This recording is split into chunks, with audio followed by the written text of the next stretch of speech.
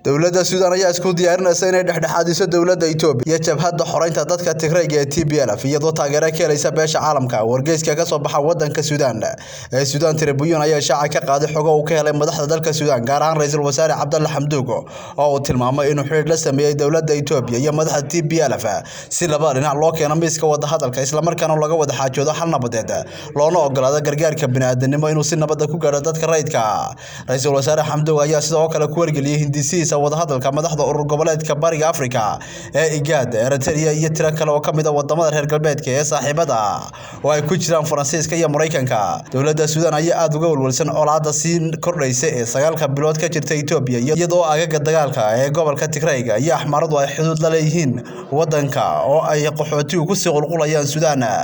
saraakiisha Khartoum ayaa si sheegay in laga yaabo in iska hor imaadida dagaal ay ku sii fidi karaan deegaanada aan xaaladoodu deganayn ee sidoo kulul sida gobolka ay ku nool yihiin dadyoga kala duwan gaar ahaan deegaanka Benishangul Gumuz oo isna xuduud la Suudaan sidii dhacday bishii December ee sanadkii 2020 madaxa hay'adda Mareykanka ee USAID Samantha Power ayaa salaasadii dhankeeda sheegtay inay taageersan yihiin hindisaha Suudaan ee lagu xalinayo khilaafka Tigreega waxaan doonaynaa inaan taageerno isbeddelka Suudaan oo ka imanaya meel xasilooni darro oo aan iskaashi la yeelano si aan u xalino caqabadaha ka jira gobolka oo aan xasiloonayn si degdeg ah annaga oo la shaqeynayna Suudaan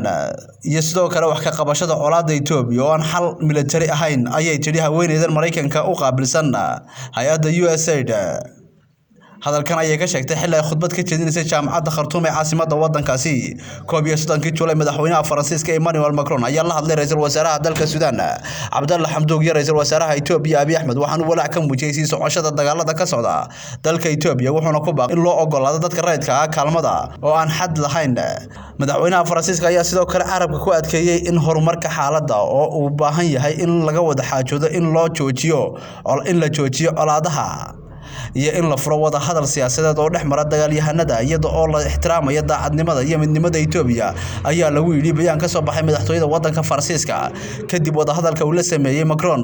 madaxda Suudaan iyo Itoobiya dhinaciisa xogayaha arrimaha dibadda Mareykanka Antonio Blinken ayaa arbacadii kala hadlay ra'iisul wasaaraha Hamdok ee Suudaan sida loogu baahan yahay ka hortagga dagaalada ka socda gobolka Axmarada iyo Canfarta Itoobiya xogayaha Blinken iyo ra'iisul wasaaraha Hamdok waxay ku heshiiyeen inay isla markaana ku dhiirigeliyaan dhammaan dhinacyada inay galaan wada xaajoodida ku aadan xabad joojinta